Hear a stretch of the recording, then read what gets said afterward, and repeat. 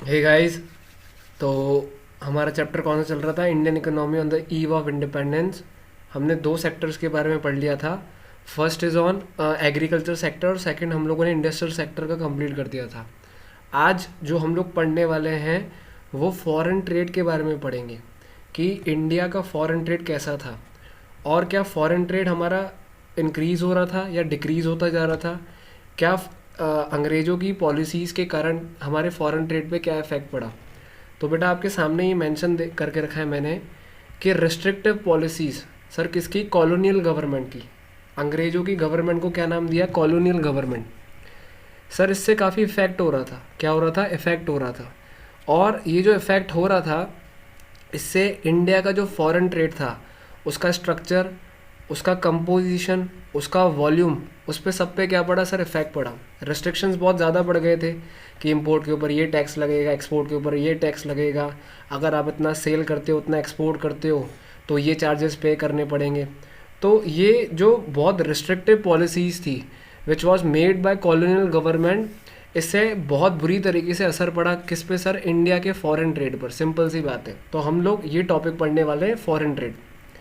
अब मैं थोड़ा डिटेल में जाता हूँ और देखते हैं इंडिया का फॉरेन ट्रेड पे ऐसा और क्या इफ़ेक्ट पड़ा। हम लोग क्या बेचते थे, क्या इंपोर्ट करते थे, क्या एक्सपोर्ट करते थे, सबके बारे में मैं आपको डिटेल में बताता हूँ। टॉपिक है state of India's foreign trade discussed as follow. तो फर्स्ट पॉइंट क्या है? Exporter of primary products and importer of finish goods. आप लोगों को मैंने आपको क्लियर किया था अगर याद हो कि हम लोग एक्सपोर्ट करते थे सर रॉ मटेरियल। किसको करते थे? बाहर, अंग्रेज़ों को। सर एक्सपोर्ट में हम लोग क्या क्या करते थे? रॉ सिल्क, रॉ मटेरियल कौन कौन सा एक्सपोर्ट करते थे? रॉ सिल्क, और सर कॉटन हो गया, वूल हो गया, शुगर की बात हो गई, है ना। तो ये सारी चीज़ें हम लोग बाहर एक्सपोर्ट करते थे। और इम्पोर्ट क्या करते थे सर? सर कॉटन, सिल्क, यानी रॉ मटेरियल कॉटन का हम लोगों ने क्या किया? एक्सपोर्ट किया रॉ मटेरियल। और अंग्रेज़ों ने मशीनों के थ्रू उसको कन्वर्ट कर दिया फिनिश गुड्स में, और उसको हम लोगों ने क्या कर दिया? इम्पोर्ट कर दिया। हमारे पास मशीनें नहीं थी क्या? मशीनें अवेलेबल नहीं थी भाई हमारे पास। वूलन क्लोथ्स, ठीक है ना। अगर आपको याद हो मैंने तुम लोग को पहले बताया था कि lack of capital goods. India का जो इंडस्ट्री बेस था, हमारे पास कैपिटल गुड्स की बहुत कमी थी, प्रॉपर मशीन्स नहीं थी। अंग्रेज शुरू से चाहते थे कि हम लोग अंग्रेज़ों के ऊपर डिपेंडेंट रहें। इंडिया शुरू से ही अंग्रेज़ों के ऊपर डिपेंडेंट था कैपिटल गुड्स के लिए। तो ये पॉइंट लिंकअप हो गया वहाँ से, है ना। क्योंकि हमारे पास कैपिटल गुड्स मशीनरी, नीचे मैंने मेंशन भी करके रखा है, अवेलेबल नहीं थी। जो कैपिटल गुड्स इंडस्ट्रीज थी, जो मशीनरी सेक्टर था मेन, वो कहाँ पर था? अंग्रेज़ों के पास था सर। इसलिए मजबूरी में हमें फिनिश गुड्स क्या करने पड़ते थे बच्चों? सर इम्पोर्ट करने पड़ते थे। आई बात समझ में? तो ये फॉरेन ट्रेड का ही पढ़ रहे हैं हम लोग, सिंपल सा टॉपिक है। आगे कंटिन्यू करता हूँ मैं।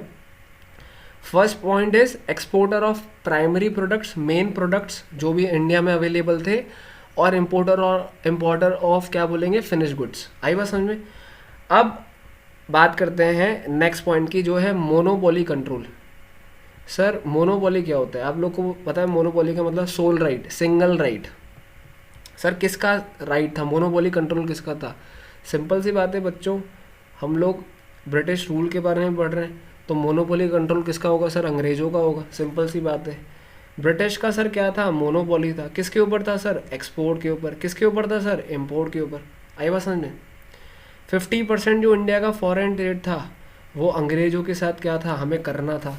मतलब लगभग 50% से भी ज़्यादा जो हम लोग बिजनेस कर रहे थे, यानी हम लोग इंडियंस, वो किसके साथ मतलब करते थे? हम लोग अंग्रेज़ों के साथ। ये एक पॉलिसीज़ थी उस टाइम की, मजबूरी में करनी पड़ रही थी। नहीं करोगे तो भाई उसका उसका इफ़ेक्ट काफ़ी नेगेटिवली इंडिया को फेस करना पड़ेगा। और 50% जो इंडिया का फॉरेन ट्रेड था वो चाइना के साथ था। किसके साथ था सर? चाइना के साथ। तो 50% इंडिया का फॉरेन ट्रेड चाइना के साथ था। और साइलॉन ये कहाँ पर आता है सर? श्रीलंका में। और पर्शिया जो कि कहाँ पर आता है सर? ईरान में। आ रही बात समझ में? तो 50% तो ब्रिटेन के साथ, और 50% जो रिमेनिंग आपको मैंने बताया चाइना, श्रीलंका और ईरान के साथ क्या था? रिस्ट्रिक्टेड था। इनके अलावा और किसी से नहीं कर सकते। फिर सर एक कैनाल बना था, सुएज कैनाल। क्या नाम था? Suez canal.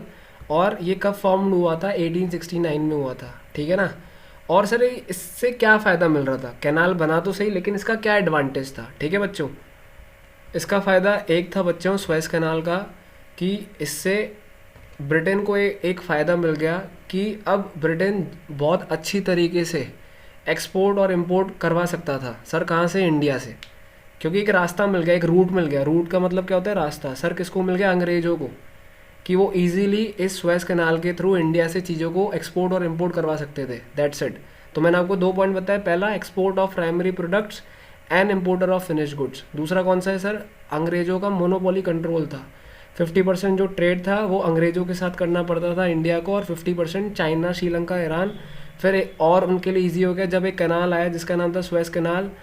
अंग्रेज़ों को एक रास्ता मिल गया जिसके थ्रू वो ईजिली इंपोर्ट और एक्सपोर्ट करवा सकते हैं इंडिया से। आई बात समझ में? अब नेक्स्ट पॉइंट पे आते हैं। ये स्टूडेंट्स, तो आपका जो फाइनल और थर्ड पॉइंट है, फॉरेन ट्रेड बहुत छोटा है, ठीक है ना।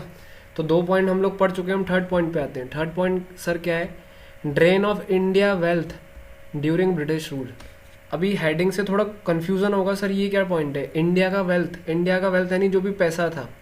ड्रेन यानी एक तरीके से हम लोग नाली बोलते हैं, है ना, ड्रेन, है ना।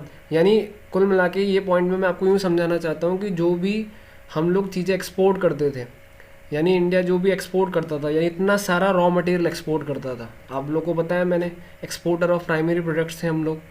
तो सिंपल सी बात है, उससे जो भी सरप्लस हमें आता था, सरप्लस यानी एक्स्ट्रा पैसा आता था, या जो भी हम लोग को इनफ्लो होता था, है ना, वो व्यर्थ जा रहा था, यानी वो बेकार जा रहा था, है ना। ड्रेन ऑफ इंडिया वेल्थ, हमारी वेल्थ का गलत तरीके से यूज़ कर रहे थे सर। कौन? अंग्रेज लोग। इसको पढ़ते हैं। अंडर ब्रिटिश रूल एक्सपोर्टर थे हम लोग प्राइमरी प्रोडक्ट्स के, इंपोर्टर थे फिनिश गुड्स के। और आप यूँ समझो, जो भी हमारे पास सरप्लस होता था, बेटा सरप्लस का मतलब होता है extra. I repeat, surplus means what? Extra, ठीक है ना। तो उसको यूज़ किया जा रहा था सर। किस में यूज़ किया जा रहा था? जो भी अंग्रेज़ों की लड़ाई झगड़े हुए, ठीक है ना, जो भी अंग्रेज़ों के लड़ाई झगड़े हुए, एक्सपेंसेस ऑन वॉर, वो सारा का सारा जो सेट ऑफ कर रहे थे वो हमारे सरप्लस से सेट ऑफ कर रहे थे, जो कि एकदम गलत था, जो कि एकदम गलत चीज़ थी। ये उनको अलाउड नहीं था, लेकिन वो तुम लोग को पता है अंग्रेज़ों ने हमारे ऊपर बहुत अत्याचार किए। तो जो भी वॉर के एक्सपेंसेस थे उसको हमारे एक्सपोर्ट सरप्लस से सेट ऑफ किया जा रहा था। Is that clear? Yes sir. और क्या था? और बच्चों क्या था? और था जो भी सर अंग्रेज़ों के ऑफिसेस थे, उनमें जो भी स्टाफ काम करता था, उसके जो भी एक्सपेंसेस थे, वो सारे एक्सपेंसेस सेट ऑफ किससे होते थे सर? एक्सपोर्ट सरप्लस से सेट ऑफ होते थे, जो कि एकदम गलत चीज़ है। यार हमारा सरप्लस है, हम ही यूज़ करेंगे। वैसे जनरली अगर आज हम लोग एक्सपोर्ट करते हैं, उससे कुछ पैसा आता है, तो सर उसका फ़ायदा क्या होता है? उसका फ़ायदा ये होता है कि हम लोग वो पैसा अपने देश में लगाएंगे। लेकिन उस टाइम की बात है, अंग्रेज़ों का रूल था, तो अंग्रेज़ों के एक्सपेंसेस को सेट ऑफ किया जा रहा था। Is that clear? और क्या पॉइंट थे बच्चों? और सर ये था कि जो भी इम्पोर्ट किए जा रहे थे इनविजिबल आइटम्स, तो जो भी सर्विसेज, इनविजिबल समझते हो ना, जो देख नहीं सकते, शिपिंग के एक्सपेंसेस हो गए, दूसरे कोई भी एक्सपेंसेस हो गए, जो भी ब्रिटिश रूल के टाइम पर हो रहे थे अंग्रेज़ों के थ्रू, तो वो सारा का सारा जो भी सेट ऑफ किया गया, किसके थ्रू किया गया? एक्सपोर्ट सरप्लस के थ्रू। तो ये टॉपिक है, 3 टॉपिक कि इंडिया की सिचुएशन क्या थी फॉरेन ट्रेड के टाइम पर। तो मैंने आपको पहला क्लियर किया था कि we were exporter of primary goods and importer of what sir? Finish goods. That's it, ठीक है ना। और हम लोग नहीं बना पाते थे क्योंकि कैपिटल गुड्स हमारे यहाँ अवेलेबल नहीं थे, मशीन्स अवेलेबल नहीं थी। दूसरा मैंने आपको बताया मोनोपोली था अंग्रेज़ों के रूल के टाइम पे। सर किसका मोनोपोली था? अंग्रेज़ों का। सर किस पे? फॉरेन ट्रेड पर। भाई 50% हम लोग काम अंग्रेज़ों के साथ ही कर सकते थे, और 50% मैंने आपको बताया था कंट्रीज़ कौन कौन सी थी, चाइना एंड वगैरह ये सब। उसके बाद मैंने आपको ये बताया सर कि एक कैनाल आया था, स्वेज कैनाल 1869 में, जिसके थ्रू अंग्रेज़ों के लिए बहुत आसान हो गया कि वो इंपोर्ट एक्सपोर्ट कर सकते हैं। और मैंने थर्ड पॉइंट कौन सा बताया?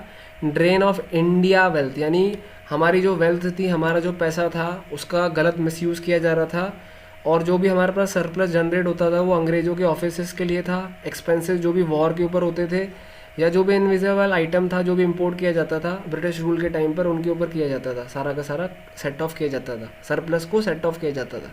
Is that clear? तो 3 वीडियोस हो गए हमारे। फर्स्ट हम लोगों ने एग्रीकल्चर कंप्लीट कर दिया, सेकंड हम लोगों ने इंडस्ट्रियल कंप्लीट कर दिया, थर्ड आपका हो गया कौन सा बच्चों? फॉरेन ट्रेड का। ठीक है, तो प्लीज़ सब्सक्राइब द चैनल जो ये वीडियो देख रहा है। अब इसके बाद मैं नेक्स्ट टॉपिक पे आऊँगा नेक्स्ट वीडियो में, जो भी हमारा 4th वीडियो होगा। Thank you.